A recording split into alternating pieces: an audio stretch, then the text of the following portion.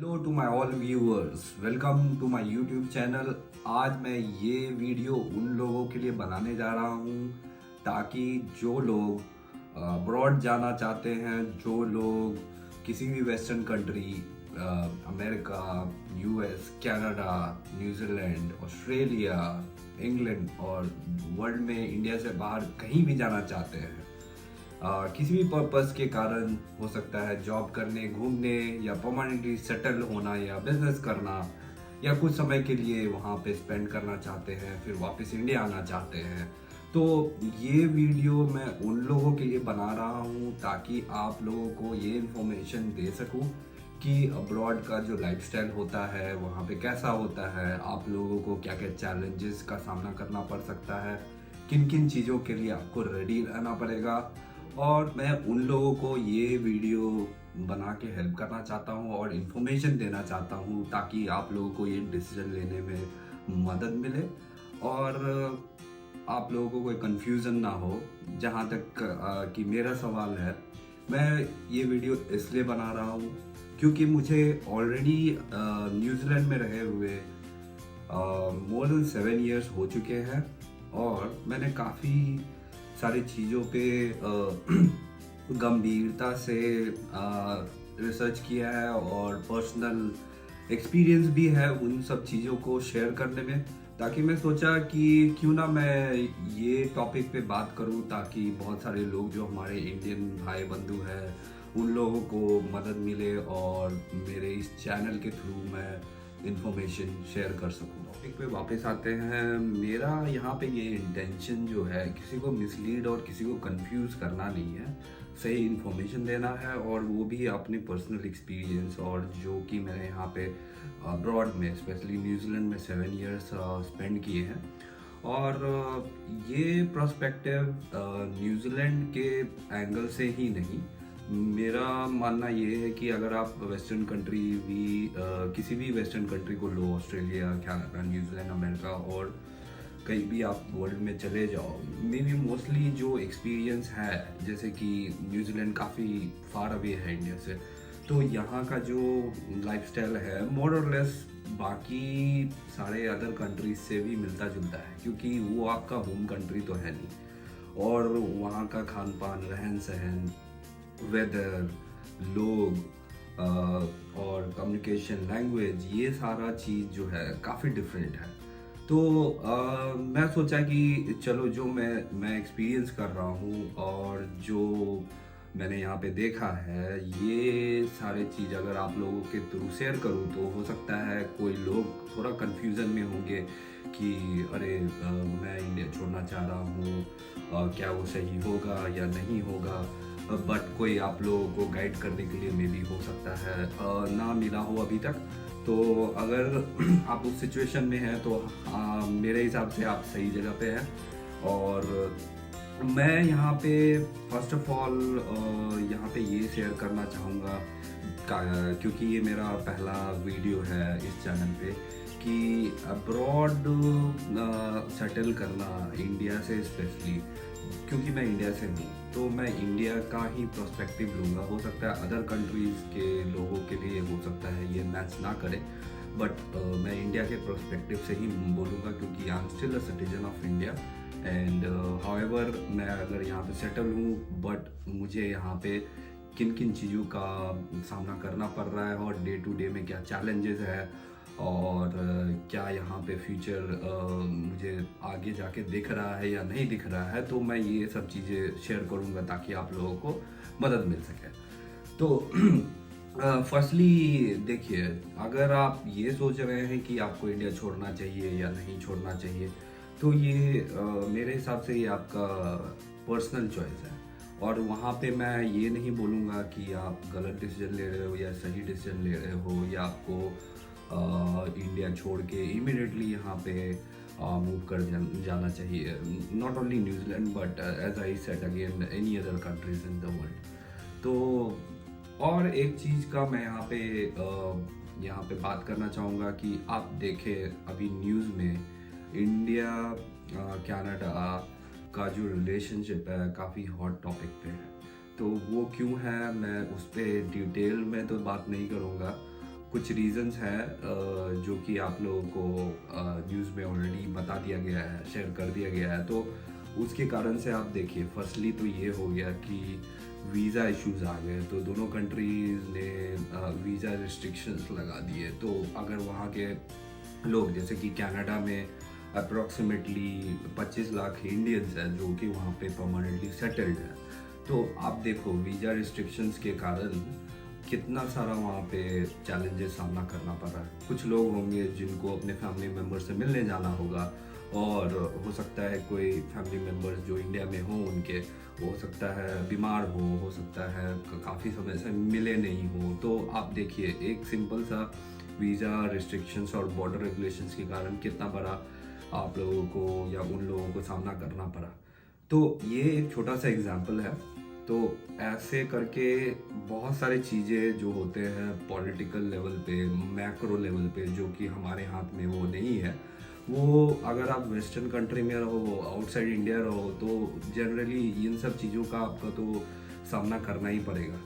तो other example अगर मैं दूँ यहाँ पे, तो कोविड का एग्जांपल आप ले लो।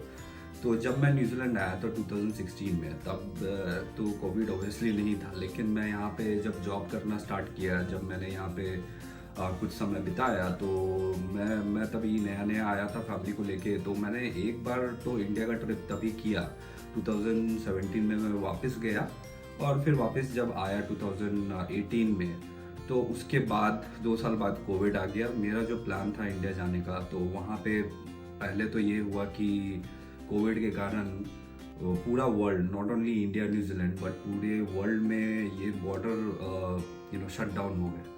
तो उसके कारण मुझे भी खुद ही बहुत बड़ा सेटबैक मिला। मेरा जो प्लान था इंडिया जाने का, वो काफ़ी टाइम तक डिले हो गया, और मैं अपने फैमिली के साथ न्यूजीलैंड में ही 4 साल, ऑब्वियसली 4.5 साल मैं स्टक हो गया। तो उन सब चीज़ों ने मुझे बहुत ही चीज़ सिखाया, और बहुत चीज़ों का मैंने अपने लेवल पे यहाँ पे रह के फेस किया है। तो अब उसमें बहुत सारे चीज़ ये आते हैं कि जैसे आपकी क्लोज रिलेटिव है, उसकी मैरिज होने वाली थी, तो अब इंडिया में जो लोग हैं वहाँ पे, अगर मैं न्यूजीलैंड में हूँ, तो अगर मेरे सिर्फ ओनली मेरे कारण, तो अब ये गलत बात है कि वो शादी ना हो, या फिर मे बी कुछ अर्जेंट चीज़ जो है, ऑब्वियसली मैं वहाँ पे रहूँ तभी हो।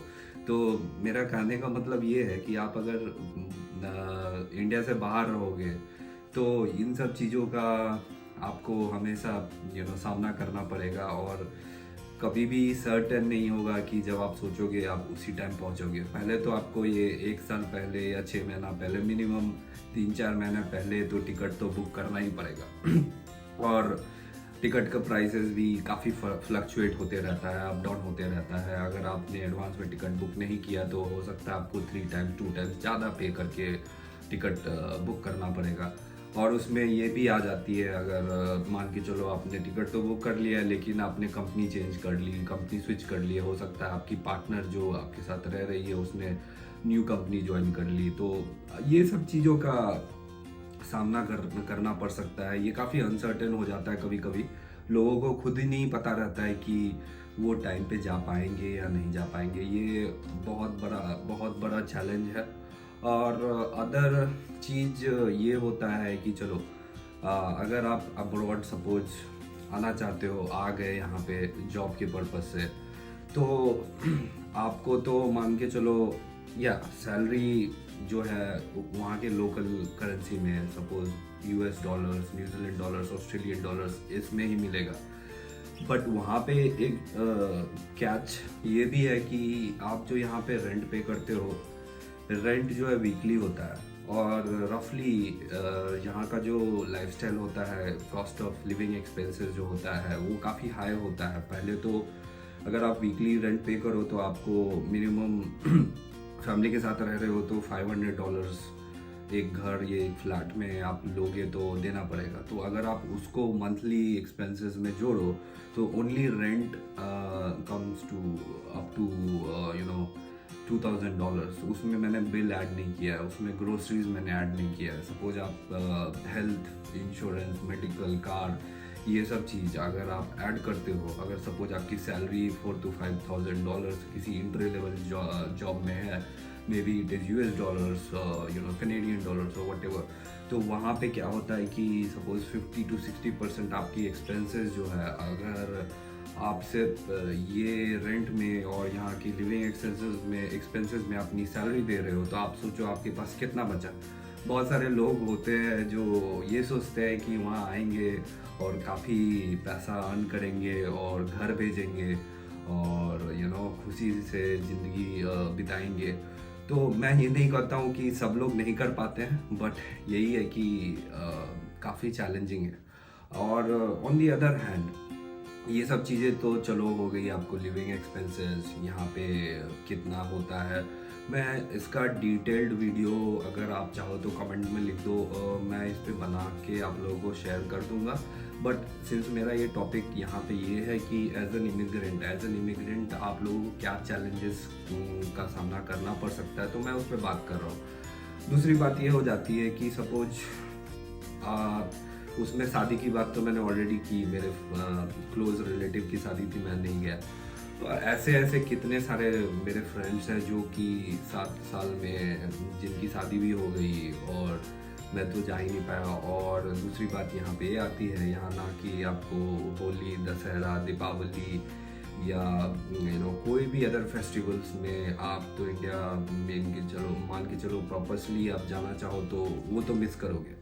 तो ये हो गया आपको कल्चरल इवेंट्स, फेस्टिवल हो गया, ये सारी चीज़ तो मिस करो ही करोगे। प्लस आपको फूड, अगर आपको खाना बनाने नहीं आ रहा है, अगर आपने अपने बैचलर लाइफ में कुकिंग नहीं की है, तो आप तो ऑब्वियसली ये इन सारे चीज़ों का सामना करना पड़ सकता है। और अगर लोग तो ये बोलेंगे अरे चलो कुकिंग नहीं आता है तो बाहर से क्यों नहीं मंगा लेंगे। तो बाहर से मंगाना ठीक है, आप 1-2 बार वीकेंड में मंगा लोगे, लेकिन अगर फिर आप उसको एक्सपेंसेस में जोड़ोगे तो $15, $20 सिर्फ एक टेक अवे जो कि 1 सर्विंग या 2 सर्विंग ही होता है, उससे आपका बस एक दिन का तो खाना चला जाएगा, बट आप अदर डेज कैसे सर्वाइव करोगे। तो ये सारी चीज़ें जो हैं, ये सारी चीज़ कॉमन चैलेंजेस है।